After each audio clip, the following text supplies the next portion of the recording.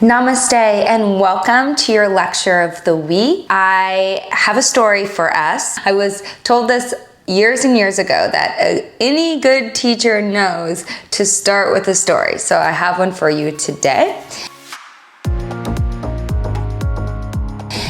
There was this husband and wife, and they moved into a brand new house. And the first morning, the wife wakes up and she looks out the window of her kitchen and she sees her neighbor out hanging up clothes on a clothesline, laundry she had just done. And at first, the wife couldn't believe what she was seeing because her neighbor was hanging up what appeared to be dirty clothes. And the woman thought to herself, wow, did she just make a mistake? Did she not clean the laundry good enough? Wow, this is very interesting. And that's it. She doesn't think much about it, goes about her day.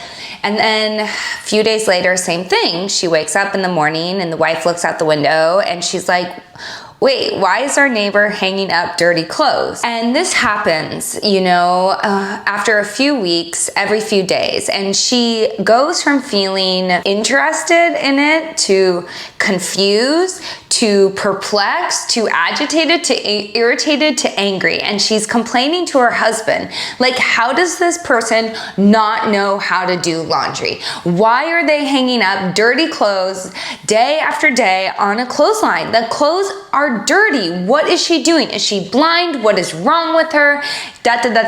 She keeps going on. And so until one day she wakes up and she looks out the window and oh my goodness, the woman is hanging up clean clothes. And she calls her husband over. Oh my God, come over.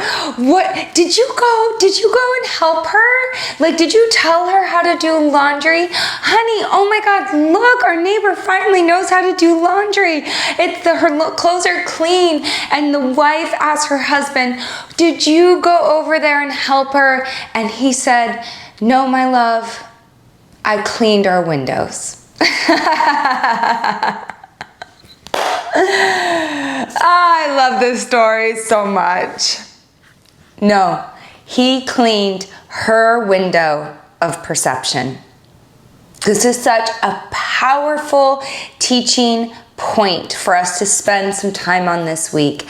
The power of perception. Because our perception creates our reality, right? So she was seeing clothes that were clean the entire time.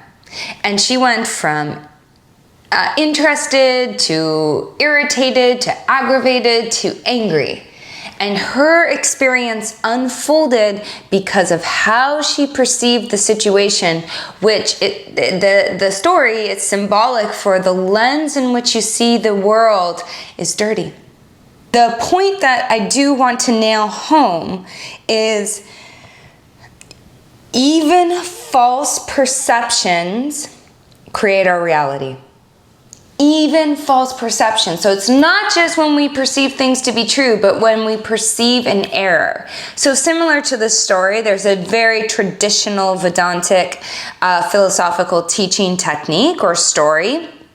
And imagine the story is the snake and the rope, okay? So imagine that you're going for a hike and you look down and all of a sudden you see a snake. Ah! Right? You freak out, you jump, your nervous system, everything responds in that moment as if it was a snake. But in truth, it was just a rope. Think about this. Something has happened to you. You think it's a spider. You think it's a snake. You think something or other. And your entire system unfolds as if that is reality. But the snake was never there. It was always a rope. And so this really highlights our need to be able to discern. To be able to discern what is real and what is false. And on top of that, we must cleanse the lens in which we see our lives. And there's 3 typical stains in the mirror of the heart that we look into, or the lens in which we see the mirror. We call them the mālas. And one is a feeling of separation. One is that we look out into the world and we see divisiveness, we see separation, we feel alone and separate. But that is not true. That is just a stain on the lens in which we're looking through, like the dirty window in the kitchen. The second stain is one where we feel incapable, right? That we look out into the world, or we look into our own self and we think that we just can't. That something is wrong with us and we can't make shit happen in our lives. And we've all felt that way. But that is not true. That is just a stain on the lens. And the last one is a stain that causes us to believe we are unworthy. How many times do we feel this way in our life? That we are unworthy of our dreams, of a pay raise, of respect in our relationships and our friendships. The next time that you feel any one of these things, separate, incapable, or unworthy, stop and just remember this lighthearted story. And you just need someone to cleanse the window in which you look through, to see your life and see yourself, and be that person to clean it.